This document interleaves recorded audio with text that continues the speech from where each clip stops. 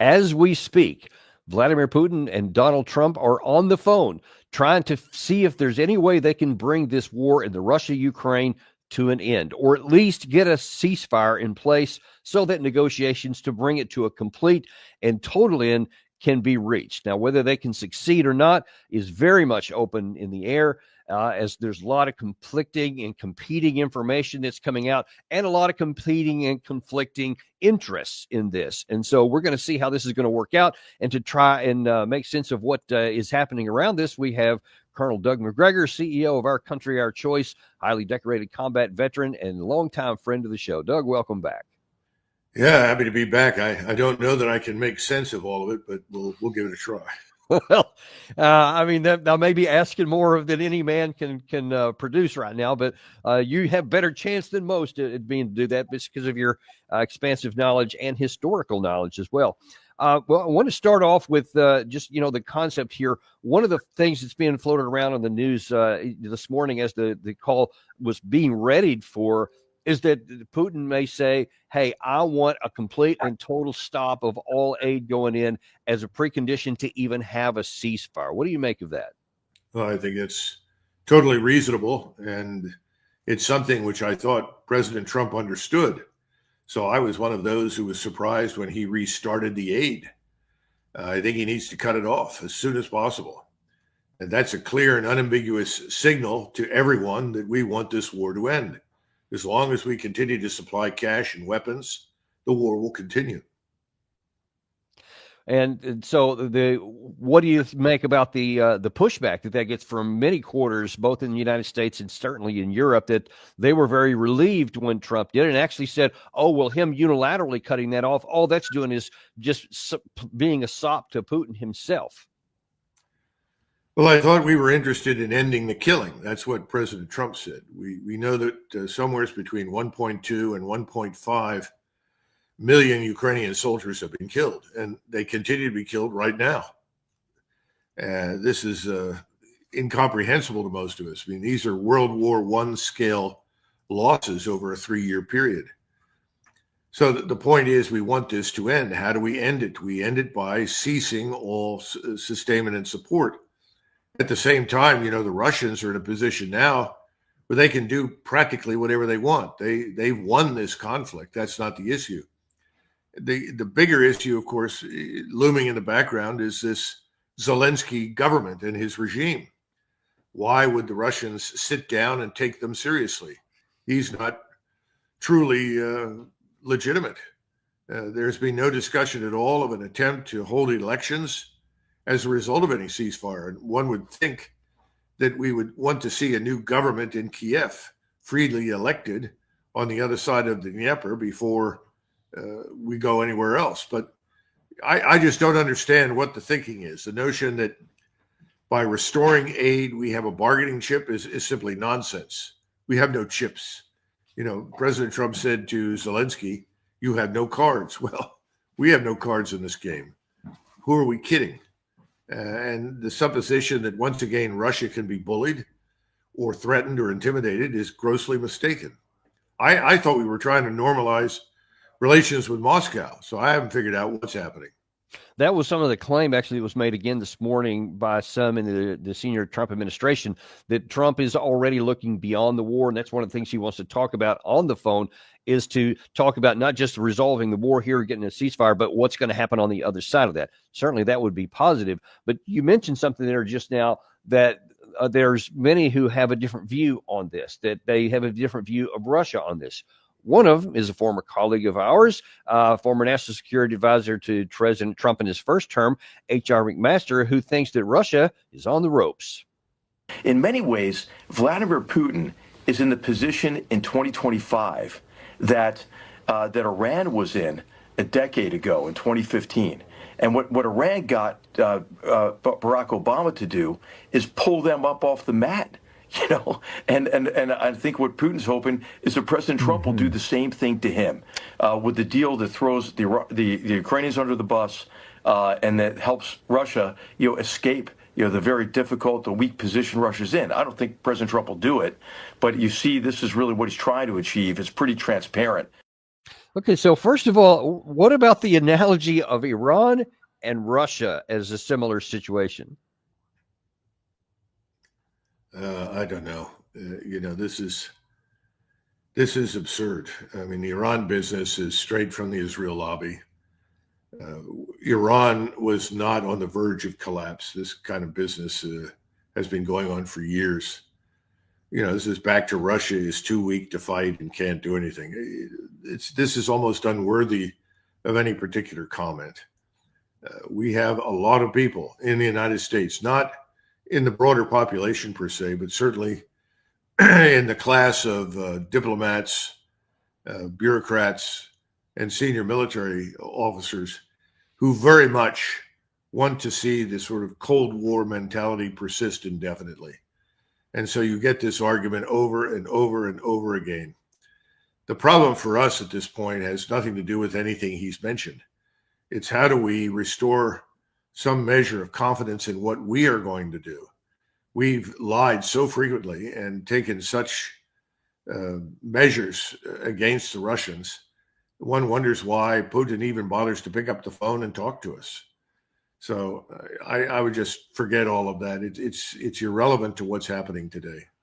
And one other thing I want to hit on there, because it's nothing unique to HR, where he said, he's going to throw Ukraine under the bus, because implied in that is that we can choose not to throw them under the bus, as though there is some path, some pathway, some plan, some level of support or something that can turn things around for the Ukraine side, because otherwise there's no bus to throw them under. What do you say to the people who actually complained about Trump for turning the supplies off originally by saying, this is what they need to continue their fight, and you're depriving it from them? Well, it's pure fantasy. The bus has already run over Zelensky in Ukraine. They're lying, bleeding, and broken in the street. We should be interested in this point in salvaging whatever we can of the Ukrainian nation. We seem to be completely disinterested in whether or not Ukraine actually survives. That's the signal that we're sending. We don't care how many die. We don't care how long this takes, on the assumption that eventually Russia will lose. I mean, it's beyond belief. It's absurd. There will be no Russian loss. The Russian victory is secure. The question now is, are we willing to sit down and iron out a new set of boundaries and agreements that will make whatever survives that we call Ukraine neutral in a way that will promote stability and peace in the region? No one seems to care about that because they seem to think we're healthy. I think they need to take a look at the treasury markets, look at the bond markets, look at the stock market, look at the rising prices in our country. We're far more likely to go under before anybody else in this particular struggle. And that's true for the West Europeans as well.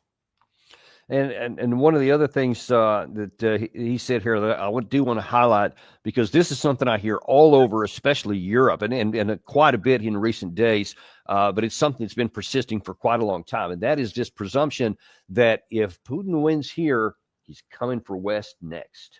What Putin does, is he, first of all, he flatters you, tells you like, oh, you're the one guy who's going to be able to, bring us in from the cold. And then what they do is they try to get you to sympathize with them by creating this kind of sense of aggrievement. And so many people have fallen into that trap, the belief that, hey, all we really need to do is just allay, Russia's security concerns.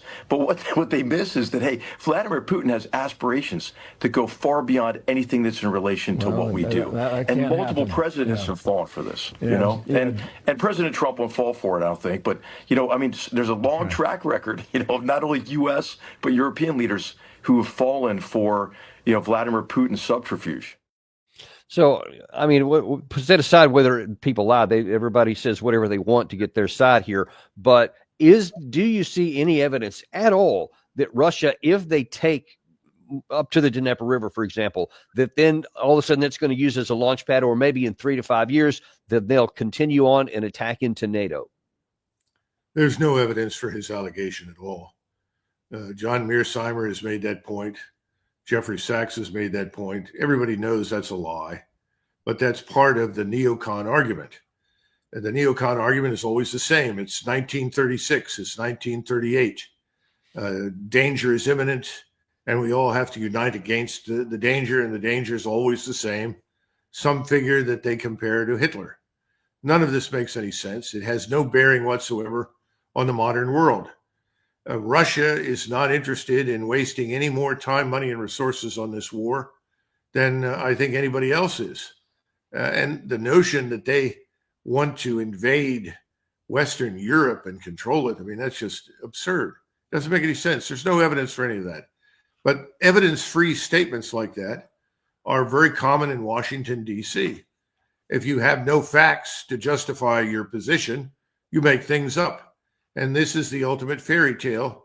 And frankly, it's not a question of falling for Russian subterfuge.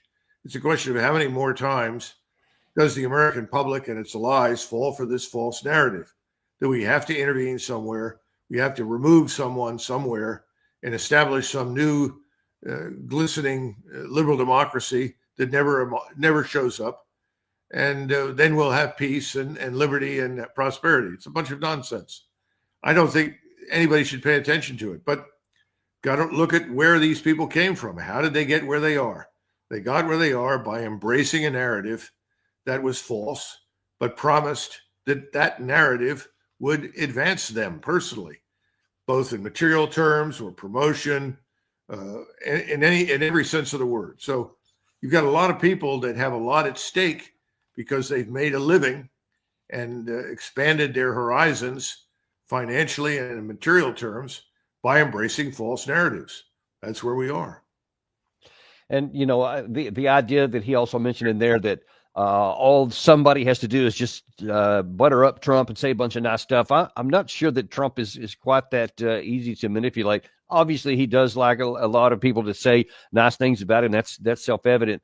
But Trump himself in Air Force One a couple of days ago was talking about this issue here. And he said he's looking forward to talking to Putin. He says maybe we'll make a deal, maybe we won't. So he seems cognizant of the fact that it's not an automatic deal, or that he's going to be talked about, flattered, because he's talked to Putin before. So he already knows it. So I'm not sure why HR would have said that.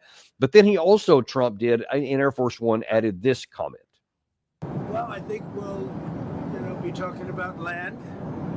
It's a lot of land. It's a lot different than it was before the wars, And we'll be talking about land. We'll be talking about power plants. Because that's up, it's a big question. But I think we have a lot of it already discussed very much by both sides. You'll ask him. Ukraine and Russia. You'll ask him. We're already talking about that, dividing up certain assets. Yeah, and they've been working on that. What do you think about that, dividing up certain assets? It almost sounded like divorce court we was heading into, because it seems a little odd to me, because I'm looking, it seems to me, now you correct me if I'm wrong, but Russia is in the unequivocal dominant position really in any category you want to talk about. So they don't really have to give up anything. But what do you suggest on this dividing asset issue? Well, first, everyone should understand that the public forum is not a place where you discuss phone calls with the head of state of Russia or any other great power, or any power for that matter. So I think it's unfortunate that he made these remarks for the very reasons that we're sitting here right now. Those remarks can be very easily misinterpreted. So what we have to understand is that he's thinking in terms of what the post-settlement world will look like. But he hasn't necessarily thought through in concrete terms how we get to that. And I think that's what will emerge from the conversation with President Putin. Now, specifically, he was, I think, referring to the nuclear power plant in Zaporozhye. The Russians aren't keen to allow the Ukrainians to retain that because they've worried with enormous justification about the Ukrainian interest in a dirty bomb and how the radioactive material from these plants could be repurposed for that point. I'm sure that's in the discussion. Zaporozhye, of course, is very close to the Dnieper River, and that the Dnieper River line is, I think, today in Russia on everybody's mind, because they're looking for something definitive that will separate the two countries, that will be defensible, that will be an absolute permanent, unchanging red line. So I think that will come up. But the point is this: there is no strategic framework for President Trump. There is no grand strategy at work. President Trump is mulling these things over on a daily, weekly basis, and he's picking out targets of opportunity and pointing to them. So what you have is, well, we want this, we want that. In other words, he's very tactical in his outlook. I'm glad that he did admit that there was some discussion about what it would all look like in the post-war environment. That's something that needs to be thought through. But getting there is very important. And as long as you are aiding Ukraine in its fight against the Russians, and right now we know Ukrainian army no longer poses any threat. It's virtually destroyed, or its air force. But these long-range strike weapons, like the ATACMS that we rushed to Ukraine recently so that they could use them presumably against the Russians in Russia, those are an irritant, they're an annoyance, and they're very provocative. And today, inside Russia, President Putin has to deal with enormous public pressure to put an end to this Ukrainian menace once and for all. That has to be borne in mind. This is where the pressure in the United States is building. It's not nearly as acute, but it's building regarding what the cartels in Mexico are doing to the United States and what should be done about them. I certainly wish that President Trump would worry more about those cartels than the details of a post-war settlement. What I think he should be concerned about right now is building confidence in his administration, in himself, in the United States to keep its word, to be trustworthy, and a genuinely truthful negotiating partner. Because right now, there's no reason for the Russians to see any of that in the people that they are meeting with. And we're actually going to get into that in just because Sergei Lavrov was speaking on just that topic earlier today. But I want to play, first of all, something he said, which I think is getting too little attention in the West. And that is, unlike what HR said, that Russia's on the ropes, that they're on the mat and we have to lift them up and bring them out of the cold, all those weird metaphors. From the Russian point of view, they're actually looking to diversify their economic interest, and they seem to be doing pretty well. Everything associated with the consequences of this short-sighted and imprudent position of the West, despite the negative trends that can no longer be concealed, does not negate the fundamental fact of the steady and consistent shift of the center of global development from the Euro-Atlantic region to the Asia-Pacific region and, more broadly, to the global East and South. The lion's share of global economic growth is already forming there. And these statistics clearly record the historical process and trend. New hubs of trade and investment attraction are emerging, alternative business models are being established, and Western concepts that no longer correspond to the changed realities are being discarded, concepts that until recently seemed unshakable. Now, is that just him trying to put a good face on it from their perspective, or does that represent truth that they're actually getting stronger economically? Oh no, he's being very forthright and honest, and he's attacking this mistaken notion that is still widespread in the United States, that we are the center of the universe. In other words, that no one anywhere can do anything without us, that our markets are absolutely indispensable to everyone on the planet. They're not. You know, this is the problem I've seen with President Trump from the very beginning. He tends to look at us today as though we were this economic juggernaut of the 40s and the 50s and early 60s. We're not. We're no longer the manufacturing powerhouse that we once were.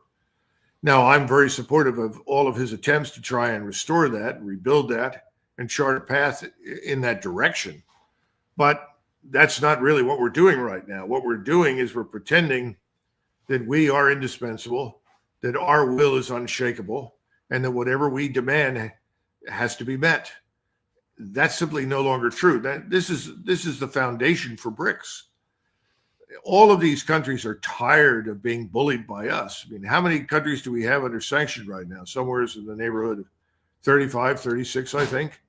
And then you begin to look at the justification for the sanctions, and they look increasingly flimsy.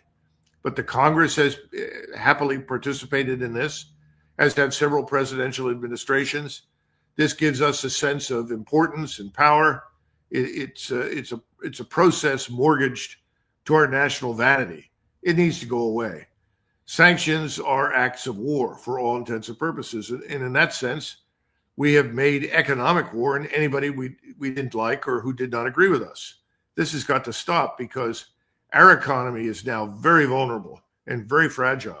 Just look at the markets, what's been happening here in this country right now. No one wants to buy our debt. And historically, the way we've grown is by keeping consumption high and the dollar very, very weak. Well, that's all reversed at this point. And no one wants to invest in us anymore. We're in a lot of trouble. And that cannot be ignored in the context of these negotiations. And, I mean, speaking of that, I've been hearing lots of rumblings here of late by economic experts that there is the potential for a severe economic downturn that could hit us, a recession, and perhaps of some duration. And the real problem is that, unlike, say, the 2008 collapse, the Fed does not have the leverage room and the mechanisms at this point to undo some of that, to spin their way out of it, to print money their way out of it. Apparently, those instruments are now depressed, and they don't have the room, the flexibility to actually do that. Meaning that if we hit one like this time, it could be longer lasting. Oh, absolutely. And you can go to Nassim Taleb, who will talk about black swans, and he's been telling people now for a year that economic Armageddon is just over the horizon. And people get angry and say, well, when? He says, I can't tell you exactly when it's going to happen, but you don't have to be a genius or a PhD in economics or a financial wizard to understand how fragile we are. And it's true. And Americans sense this. All they have to do is go to the grocery store. How much are we paying for eggs? $6, $7 for a dozen eggs, $8, $9. I mean, it's crazy. Look at the prices of everything across the boards. I think it's a huge mistake for the president to embroil himself in these wars. He now owns, for all intents and purposes, the catastrophe in Ukraine. He owns the disaster in the Middle East. And that's unfortunate. If he had divorced himself early on, he'd be in a much stronger position. But I think he owns them, and they're going to drag us and him down. And one of the ways that you can get out from under that, because I still think maybe it's not completely too late to get out from under that, especially whatever comes out of this phone call. So I'm being really eager to hear that, and I know Gary's watching to see if there's any kind of information that comes out while we're on the air here. But no matter what comes out of that, in order to have something that's going to be lasting, you have to have some level of trust on both sides of the equation here, at least among the United States and Russia. But as Lavrov also said in that same conversation this morning, trust is kind of thin right now. However, we cannot rely on the goodwill of our current adversaries, who have declared their goal to be inflicting a strategic defeat upon us. This is also a matter of principle. First, our experience of dealing with the West has taught us not to trust its promises and assurances, but to judge solely by concrete, practical actions.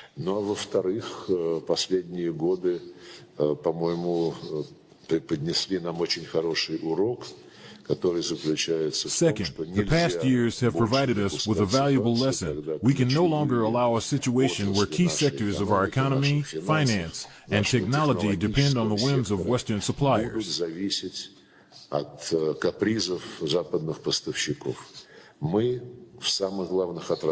In the most critical industries that ensure the country's military, food, and economic security, we must be self-sufficient. So that seems to me to be a physical manifestation of the absence of trust, or the recognition that they don't want to make themselves vulnerable by, this whole globalization issue where you would rely on this input from that place and this input from that place. So you were dependent on the goodwill of everybody doing all their parts. But if we want to interdict that for our benefit, now then that puts them in a bind. So it seems that we are giving incentive for folks all over the place, to include even our adversaries, to detach themselves from us, or at least become not reliant on anything, which gives us less flexibility and less influence with them. Absolutely. What Donald Trump and his administration are doing right now, not just with the tariffs, but with these broader policies in the foreign arena, they are accelerating de-dollarization. They are accelerating the process that you just described of divorcing themselves from us. And we ought to be concerned about this, because when the music stops, we're likely to be without a chair, as will a few other countries. But the majority of the planet is going to be on the other side. And we sort of scoff at the global south. Who cares what the global south does? I think we're going to learn to care very shortly. It does matter. Everything matters on this planet. And we can't continue to behave as though we're the only ones that do matter. And unfortunately, it's not just in the United States, because this issue of trust, right now we're talking about the phone call between Trump and Putin, but there's also the issue of the Western side. And that, unfortunately, will include not just the U.S. and Europe, but also Kiev, et cetera, because it's kind of all one side. Trump has the issues that we've discussed already, but on the European side, actually, funny thing is, in a couple of days ago, I guess it was on Sunday, you had Steve Witkoff was on I think it was Fox News on one of the Sunday shows, and said that it's interesting because he felt that the position between the United States and Russia was narrowing, so that whatever they're going to agree with was getting closer. But when he talked about the European side, and when he talked about Ukraine side, he merely said, we're talking about our position. So there's a big gap between even Kiev and the European Union. And that gap was really highlighted by Keir Starmer when he's talking about his coalition of the willing. Good afternoon. This morning I convened the largest, strongest group of countries yet behind a just and lasting peace in Ukraine. We agreed we will keep increasing the pressure on Russia, keep the military aid flowing to Ukraine, and keep tightening the restrictions on Russia's economy to weaken Putin's war machine and bring him to the table. Our militaries will meet on Thursday this week here in the United Kingdom to put strong and robust plans in place to swing in behind a peace deal and guarantee Ukraine's future security. Doug, if that was like the third or fourth month of the war, you might say, okay, we'll see how that plays out. But this is the fourth year of the war here, and all the things that he's talking about there have already been tried and abysmally failed. Just on the surface, and forget about the connections for the moment, but just on the surface of the Europeans coming up with this so-called robust coalition of the willing, what the hell? All of the European globalist elites are stuck with this situation. For them to back down and say, look, we were wrong. We started this war on the basis of a whole range of false assumptions. The assumptions had backfired. We are now in terrible condition. It's time for us to shed our burdens overseas, focus like a laser on our own economies, rebuild what's left of them.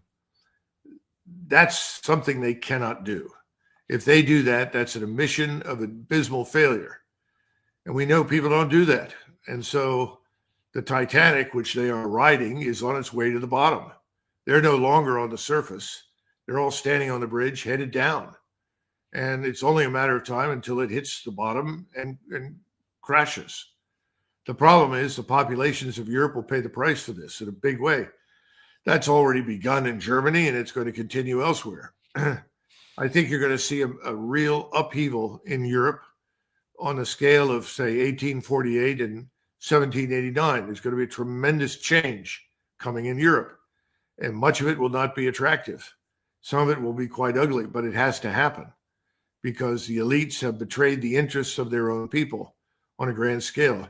Even in Great Britain, where people have said for a long time, oh, that will never happen here, we're beginning to see a lot of evidence for it. So I don't want to be dismissive and say that Starmer doesn't matter, but he doesn't. He's dead man walking. Secondly, if any of these people try to put together a military organization and drive it into Western Ukraine, they're going to have to go through Germany and Poland. That means that they'll need rail lines and they'll need the support of those countries. I'm not sure the Germans will be all that terribly excited about supporting what the British and the French want to do in Western Ukraine, lest their cities, their infrastructure suddenly come under bombardment. And I think the same thing is true in Poland. Tusk has already said, if you're going to go in there, don't look to us to join you. So this is a sort of Don Quixote tilting a windmill. This is not going to happen. It can't happen without us, and we're not going to be part of it, which means it can't happen. So let me ask you this. One of the other things from just out from the news today is actually Ursula von der Leyen has said, they want to be the Europeans, or they want to be ready for war by 2030.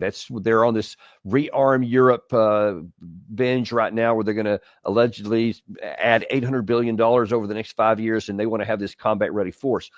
Now, to what extent do you think this signals to the Russians that they also need to be ready for a continent-wide war? Or do you think that they're just dismissive of it and they think that it's not real?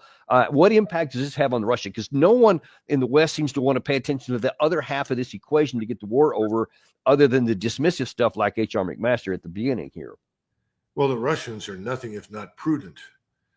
So I'm sure the Russian National Security Council will sit down with the prime minister and then eventually meet with President Putin, the defense minister, and they will have a plan to hedge against the possibility that such a thing could happen in Western Europe.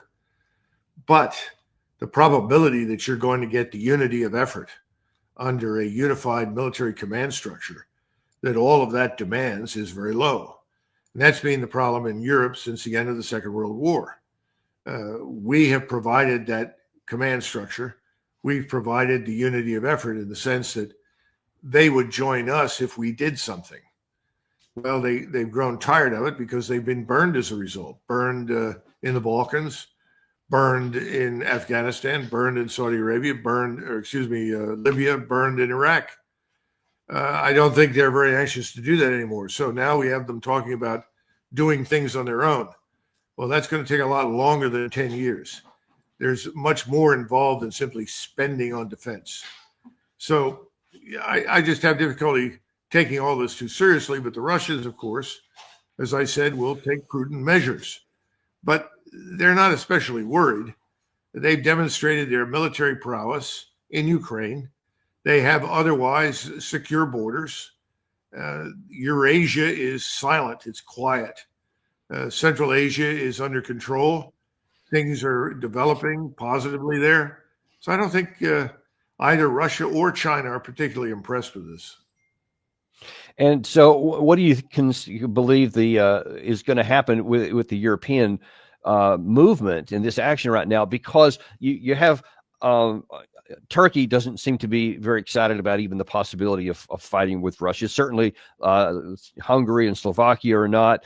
Romania, who's even going to be running there? I mean, they've got their own internal domestic crisis right now to try to figure out, are they even democratic anymore? And then some of these other, you mentioned Poland, for different reasons. There seems to be no unity in Europe at all, other than it seems to be Keir Starmer and Macron for the moment are trying to rally support. But it doesn't seem like there's a lot of prospect that that's actually even going to happen. Well, the Russian foreign minister, Gorshakov, in the 19th century, penned a memorandum. It was approved by Tsar Alexander II, and it was sent to Bismarck and other crown heads in Europe. And he used this phrase, the concert of Europe, the concert of Europe. That's sort of like the rules-based order, the liberal international order. Well, he said the concert of Europe. Bismarck took this thing, drew a circle around it, an arrow up into the margins, and then sent it to the King of Prussia, new Emperor of Germany, and said, "What the hell is this? What's the concert of Europe?" Well, that was a legitimate question. What is the EU?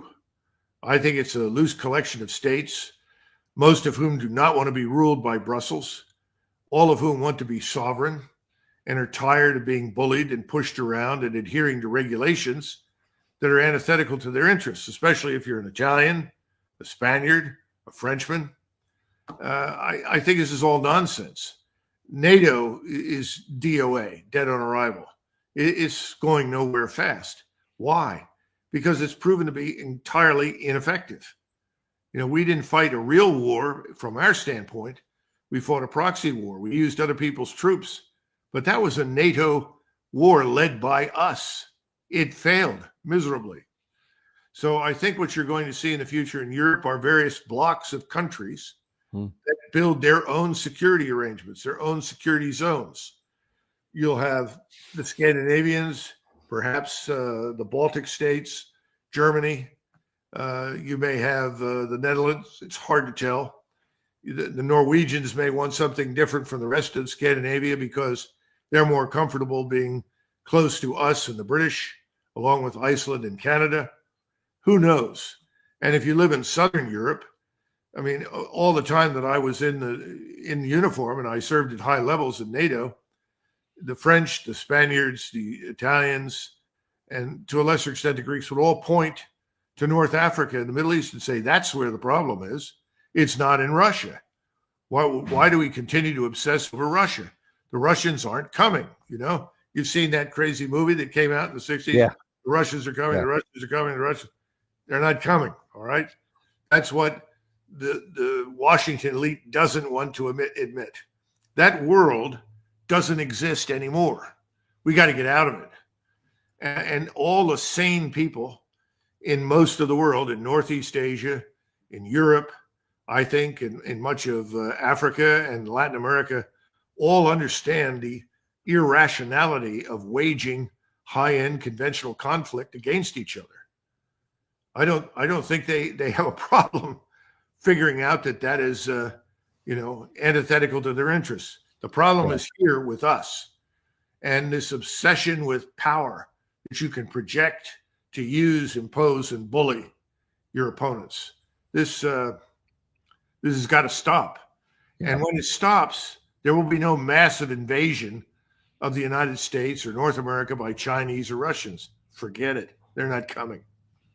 Yeah, they have no interest or value in even attempting that. But like you said, we can't seem to divorce ourselves because for like the 3 decades after the fall of the Soviet Union, we could literally do whatever we wanted. No one could stop us, but it ain't 1991 anymore, and it's never going to be again. Before we let you go, Doug, I want to shift base a little bit here to a different area, and that is in the Middle East, because overnight the Israelis apparently had named a unilateral end of the ceasefire that they had with Hamas, and there was this massive bombing throughout Gaza, which has killed more than 400 people so far. Quite a lot of those have been children, and there's just some ghastly images and videos that we're certainly not going to show on the channel here coming out. It's just heartbreaking. I for the life of me, I can't understand when the Israeli side saw that 16 months of war did not defeat Hamas. I don't know what they're expecting to complete with this next version here, or where this is going. Well, the notion of defeating Hamas was a necessary fig leaf of legitimacy for pursuing the mass murder and expulsion of human beings from Gaza, if you understand what I mean. And I think that what we're seeing now is a reaffirmation in the minds of people like Netanyahu and his supporters in Washington, in the United States, that they are right, that the Arabs are feckless, the Arabs are not united, the Arabs are unwilling to do anything, they are cowardly and can be bullied into submission. And so I think what we're seeing today in Gaza, we're going to see in the weeks ahead. We're going to see it in the West Bank. We're going to see more of it in Syria. Probably it will advance across the Sinai and move on Egypt. I'd be very surprised if it did not. This is the Greater Israel Project. And the key assumption in the Greater Israel project, number one, is unconditional support from Washington. They got it. No question about it. No one should even challenge that idea. Right now, they've gotten everything they wanted, and they'll probably get more. Number two, that no one has the guts to stand up to them as long as we stand behind them. And thus far, that assumption has been proven correct. 3, that there will not be a regional war because everyone is afraid of us. I'm talking about the United States. So if you buy into those assumptions, then the future this year will look like last year. Nothing will change. Millions of people will be killed, driven out of their homes. The world will yawn, turn the channel, and watch another program. I don't think so, but I'm just telling you, those are the assumptions. And if you can kill 400 people in a night, including 80 children, and everyone who has the power to intervene refuses to do so and is waiting until the menace comes to them, that's reaffirmation of Netanyahu's view.